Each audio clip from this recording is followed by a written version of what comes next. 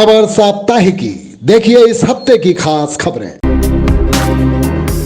Corona की तीसरी लहर को देखते हुए अब प्रिकॉशनरी डोज, वैक्सीनेशन के 2 डोज पूरा होने के बाद लगाया जाने वाला प्रिकॉशनरी डोज, अब इसकी शुरुआत हो चुकी है। सीनियर सिटीजन्स और फ्रंटलाइन वर्कर्स को ये डोज लगाए जा रहे हैं। आज सीनियर सिटीजन्स और फ्रंटलाइन वर्कर्स में लोग आगे आए और प्रथम पंक्ति में आकर उन्होंने इसकी पहल की। सलाह दी जा रही है कि इम्यूनिटी पावर एक समय सीमा के बाद कम होने लगता है। 2 वैक्सीनेशन के डोज लगने के बाद 6 माह के बाद, जैसा कि डॉक्टर्स बतलाते हैं, कुछ हद तक इम्यूनिटी कम होने लगती है, जिसके चलते तीसरी लहर में जो सबसे ज़्यादा काम करेंगे, यानी फ्रंटलाइन वर्कर्स या फिर वो लोग जो सीनियर सिटीजन्स हैं, जिनका इम्यूनिटी पावर समय के साथ उम्र को देखते हुए कम होता है, उन्हें अब प्रिकॉशनरी डोज यानी वो तीसरा डोज जिसे प्रिकॉशंस के रूप में इस्तेमाल किया जाता है, वो लगाया जा रहा है। आज देवास में डोज लगाए गए और जिन्होंने डोज लगवाए वो कह रहे हैं अपनी बात। ये भारत सरकार एवं मध्य प्रदेश सरकार द्वारा बहुत अच्छी योजना है कि जो फ्रंटलाइन वर्कर सभी को प्रिकॉशनरी डोज लगाया जा रहा है, जो कि पूर्णतः निःशुल्क है। चूँकि फ्रंटलाइन वर्कर हमेशा कोरोना में लड़ने में सबसे आगे रहते हैं। अभी चूँकि तीसरी लहर लगभग आ चुकी है देश में, मध्य प्रदेश में भी कभी भी आ सकती है। मैं सोचती हूँ कि ये गवर्नमेंट ऑफ इंडिया का बहुत ही अच्छा इनिशिएटिव है और ये पहल को सभी नागरिकों को सपोर्ट करना चाहिए और ये एक्चुअली सुरक्षा के हिसाब से है और बहुत ही अच्छा रहेगा यदि हम हमारे देश में बढ़ते हुए कोविड मरीजों की संख्या कम कर सकें और इस महामारी को फैलने से रोकें। तो सीनियर सिटीजन्स को जो करना चाहिए, दे शुड कम फॉरवर्ड, सबको इंजेक्शन जरूर लगवाना चाहिए। पब्लिक को कहना चाहूँगी कि कोविड एप्रोप्रिएट बिहेवियर को मानना चाहिए, स्ट्रिक्टली मानना चाहिए। ये नहीं कि कोई पुलिस वाला या ट्रैफिक में या कहीं पर किसी को देख के मास्क लगाए। अपने आप हरदम मास्किंग करें क्योंकि मास्क लगाना बहुत बड़ी सुरक्षा है। तो अवेयरनेस के हिसाब से जो नया ओमिक्रॉन आ रहा है उससे बचने के लिए वैक्सीनेशन बहुत ज़रूरी है और बाकी दूसरे जो उपाय है, मास्क लगाना, दूरी बना के रखना, वो सब तो भीड़ भाड़ से बचना, वो तो रखना ही है। मेरे पास एक मैसेज आया था कि 10 तारीख से प्रिकॉशन डोज लगाए जा रहे हैं। मेरे पास भी मैसेज आया तो मैंने अपनी जिम्मेदारी समझ करके अपने आप को सुरक्षित रखने के लिए मैंने ये प्रिकॉशन डोज लगवाया है। हमारे सभी हेल्थ केयर वर्कर से, फ्रंटलाइन वर्कर से, हम 60+ सभी लोगों से अनुरोध है कि वो लोग भी अपना प्रिकॉशन डोज लें, जिससे कि हम अपने कोविड की एक तीसरी लहर से भी सुरक्षित रह सकें। जी सर, अपना नाम पर। Doctor MP Sharma, CMHO Dewas. Dewas के विजया रोड पर एक 3 मंजिला इमारत पर नगर निगम की JCB चली है।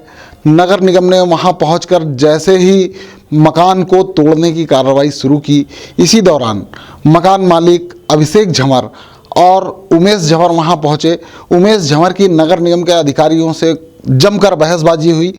उसके बाद नगर निगम के सिटी इंजीनियर ने मकान मालिक को स्वतः अपना अवैध निर्माण हटाने के लिए 4 दिवस का समय दिया है। आपको बता दें कि देवास में MOS नहीं छोड़ने वाले और अनुमति के विपरीत मकानों का निर्माण करने वालों के खिलाफ भवन तोड़ने की कार्रवाई समय समय पर नगर निगम चलाती आ रही है। आज सुबह नगर निगम के अधिकारी अपने अमले और JCB के साथ देवास के विजया रोड पहुंचे और वहां अभिषेक झंवर के निर्माणाधीन 3 मंजिले मकान पर JCB चलाना शुरू कर दी। नगर निगम के अमले ने थोड़ी तोड़फोड़ की। इसी दौरान मकान मालिक अभिषेक झंवर और उमेश झंवर वहां पहुंचे। उमेश झंवर की नगर निगम के अधिकारियों से जमकर बहसबाजी हुई।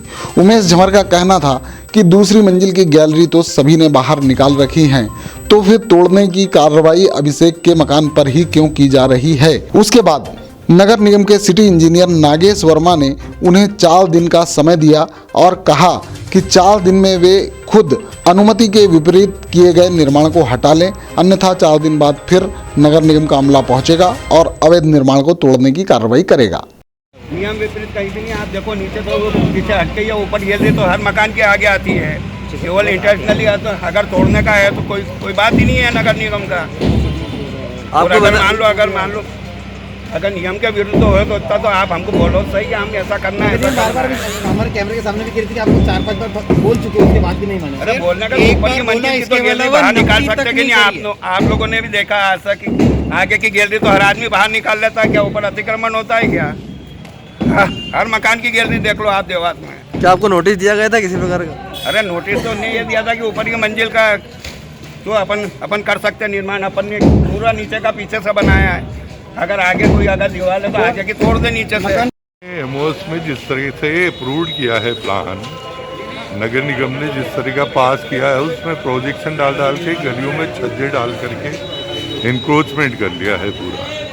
सर बताया जा रहा है कि शायद नाले पे भी अतिक्रमण था इनका कुछ। अब आई डोंट नो, पीछे नाले तक तो मैं गया नहीं, लेकिन फ्रंट से यदि आप बिल्डिंग लाइन का अलाइनमेंट देखें तो ये सारी बिल्डिंगों से बाहर आ रही है बिल्डिंग। सर आपने इनको समय अवधि दी है, काम रोका गया अभी? 4 दिन का समय दिया है मैंने इनको, ये 4 दिन के अंदर अगर नहीं हटाएंगे तो नगर निगम फिर हटा देंगे। स्वामी विवेकानंद जयंती के अवसर पर देश ने स्वामी विवेकानंद का पुण्य स्मरण किया। देवास में सयाजी गेट पर स्थापित प्रतिमा पर विभिन्न संस्थाओं ने पहुंचकर माल्यार्पण किया और अपनी आस्था और विश्वास व्यक्त किया। आज का दिन युवा दिवस के रूप में मनाया जाता है। देवास के युवाओं ने भी उनको याद किया और उनके विचारों को आत्मसात करते हुए देश हित में काम करते रहने का संकल्प व्यक्त किया। संस्था युवा ने किया माल्यार्पण। युवा देवास हमारी एक सामाजिक संस्था है। ये 159वीं वर्षगांठ है विवेकानंद जी की, और आज हमने मास्क वितरण कर लोगों को ये जानकारी दे के कि अपनी जान का खिलवाड़ ना करें, सभी मास्क लगाएं, ऐसा हमने एक जनहित में एक कार्यक्रम करा। देवास प्रेस क्लब ने भी माल्यार्पण किया। कोरोना के प्रति लोगों को सचेत करते हुए मास्क वितरित किए।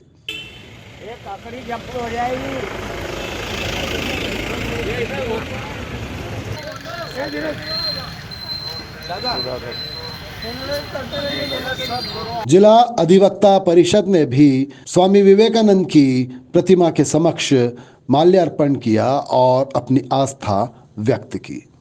आज बड़ी संख्या में अधिवक्ता बंधु उपस्थित होकर, सभी पदाधिकारी एवं सदस्यगण उपस्थित होकर आज हमने स्वामी विवेकानंद जी जयंती के उपलक्ष्य में हमने सब उपस्थित होकर उनको माल्यार्पण किया। और माल्यार्पण करने के बाद में उनको सादर नमन करते हुए हम सभी ने एक संकल्प लिया कि उनके आदर्श विचारों को आगे बढ़ाते हुए हम सभी संकल्प लेते हैं कि भविष्य में उनके आदर्श विचारों को आगे लेकर चलेंगे। देवास कलेक्टर के निर्देशन के बाद शिप्रा नदी तट पर स्वच्छता अभियान चलाया गया। दीवारों पर स्वच्छता को लेकर स्लोगन भी लिखे गए। देवास कलेक्टर चंद्रमौली शुक्ला, नगर निगम आयुक्त विशाल सिंह चौहान, जिला पंचायत सीईओ के मार्गदर्शन में शिप्रा नदी तट पर सफाई अभियान चलाया गया। आपको बता दें कि बुधवार को पूर्व मंत्री व सोनकच्छ विधायक सज्जन सिंह वर्मा की अगुवाई में बड़ी संख्या में कांग्रेसी शिप्रा नदी तट पर पहुंचे थे।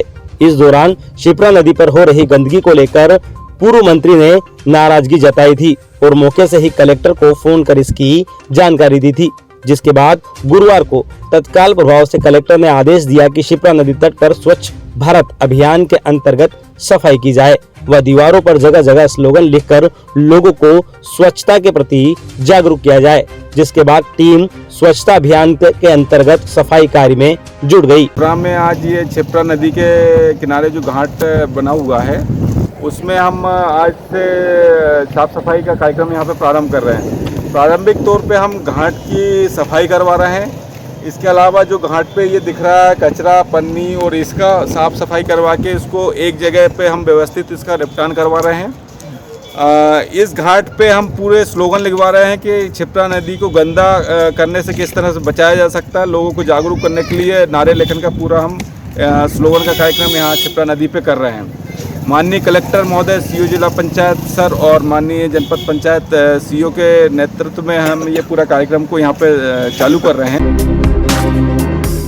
देवास हमेशा घरों के पिछली गली की गंदगियों से परेशान रहा है। देख रेख और सफाई का अभाव स्वास्थ्य पर भी विपरीत असर डालता रहा है। नगर निगम और रहवासियों ने मिलकर बीड़ा उठाया और कुछ ही दिनों की मेहनत रंग लाई और एक बैक लेन यानी पीछे की गली सौंदर्यकरण की मिसाल बन गई। शुक्रवारिया हाट के इस्लामिया करीमिया स्कूल के पीछे वाली गली, जिसे हम अक्सर पिछवाड़ा कहते हैं, यहां पर कायाकल्प हो गया और स्थिति यह बन गई कि यहां पर नगर निगम आयुक्त ने आकर क्रिकेट खेली, गिल्ली डंडा खेल कर संक्रांति का पर्व भी मनाया। लोग यहाँ उपस्थित थे और उन्होंने यहाँ पर एक दूसरे को बधाई दी, साथ ही यह उम्मीद जाहिर की कि देवास की अन्य गलियां भी इसी तरह जन सहयोग से और नगर निगम के साथ तालमेल बनाकर सुधरती चली जाएंगी।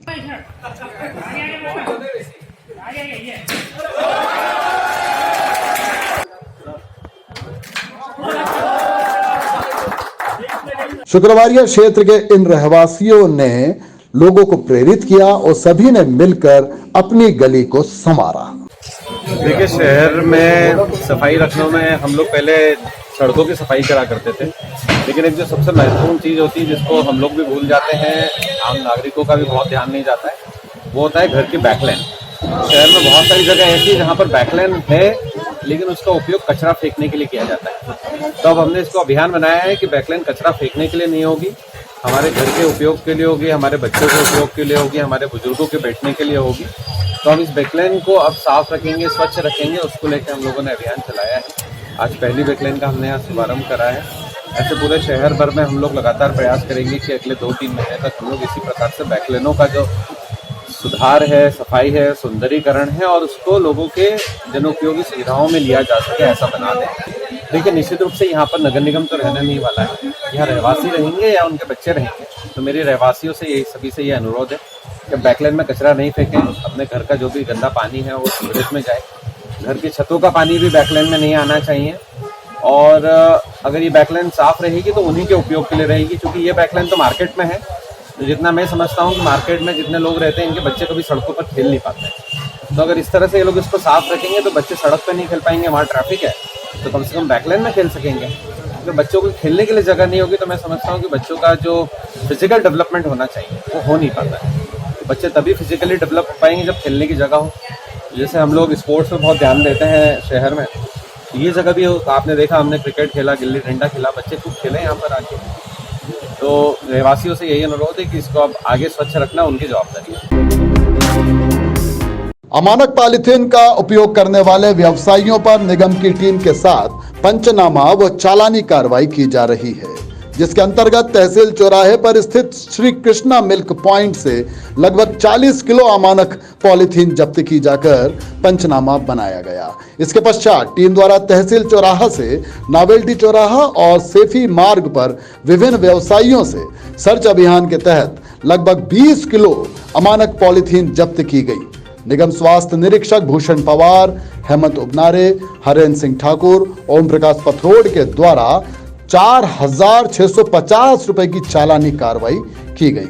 साथ ही मक्सी रोड पर बिना लाइसेंस दवाई विक्रेता पर स्वास्थ्य निरीक्षक पथरोड द्वारा 1,500 रुपए की चालानी कार्रवाई की गई।